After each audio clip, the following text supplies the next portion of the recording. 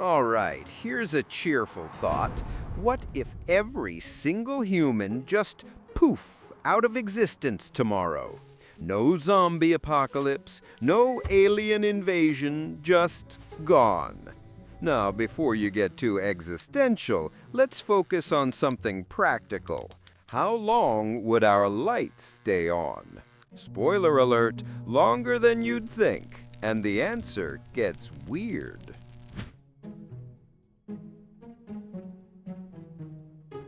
First up, bad news for your Netflix binge.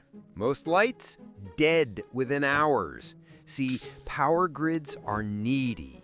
They require constant human babysitting. Without us, your fridge, your lava lamp, and that weird LED strip you bought on Amazon are all still running, sucking power like nothing happened. Coal and gas plants need fresh fuel deliveries. No truckers, no fuel. No fuel, plants shut down. This triggers a cascade failure. Other plants get overloaded, trying to compensate, and boom, global blackout. It's like a row of dominoes, except the dominoes cost billions of dollars. Nuclear plants? Sure, they've got fuel for years. Uranium is absurdly energy dense. But here's the kicker. They're designed to shut down if anything goes wrong. Grid fails, shut down. Coffee machine breaks, probably shut down. These things are the anxious perfectionists of the power world. But wait, not all lights give up immediately. Remote islands and outposts run on diesel generators. Those bad boys can chug along until the tank runs dry. Depending on the size, that's anywhere from a few days to several months. Picture a lonely lighthouse on some rock in the Pacific, dutifully lighting up the ocean for nobody. Tragic? Yes. Hilarious? Also yes. Next, geothermal plants. These guys tap into Earth's core heat. No fuel trucks needed. Iceland's Svartsengi plant, for example, could run for years if someone showed up every 6 months to change the gearbox oil. Without maintenance, corrosion becomes the villain. Rust never sleeps, folks. Wind turbines are tougher. They're designed to be low maintenance because, let's be honest, nobody wants to climb a 300-foot tower every week. Some modern turbines can run for decades without a human touching them. One turbine in Denmark ran for 11 years straight in the 50s without servicing. Eventually, though, gearboxes seize up and the party's over. But hey, at least one turbine somewhere will still have a little status LED blinking in the darkness, like a lonely robot heart. Hydroelectric dams? Now we're talking longevity. The Hoover Dam could reportedly run on autopilot for years. Water goes in, turbines spin, electricity comes out. It's beautifully simple. The problem? With the grid down, all that power has nowhere to go. It's like baking a cake for a party where everyone's dead. Eventually, clogged intakes or mechanical failures would shut it down, but until then, that dam's living its best life. Batteries? Forget it. Even fancy long-life batteries self-discharge within a decade or two.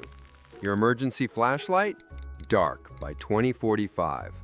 But solar panels? Now we're cooking.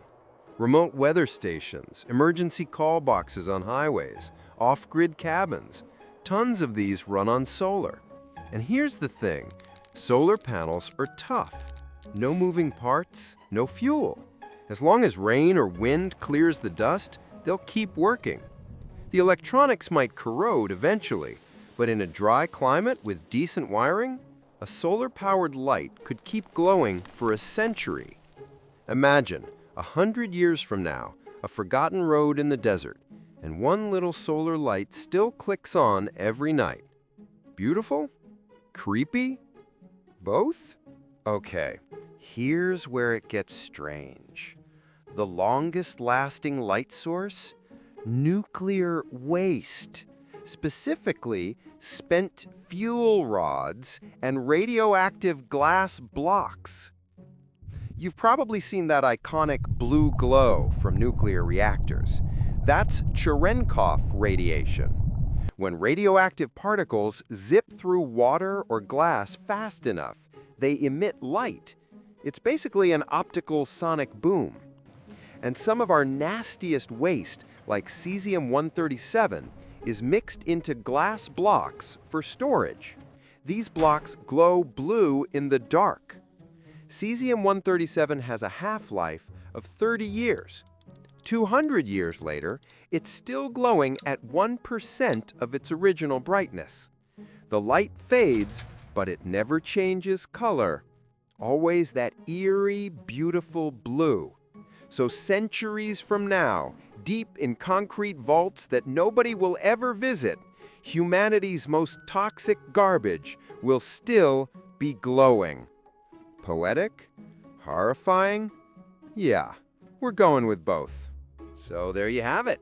If humans vanish tomorrow, most lights die in hours. A few solar panels might last a century, but the very last light, the one that outlives everything, will be the toxic blue glow of our nuclear waste, shining alone in the dark for centuries. It's humanity's longest-lasting legacy, and as literal garbage. Thanks for that mental image. What do you think? Would you want to be the last light? Drop a comment. Catch you next time.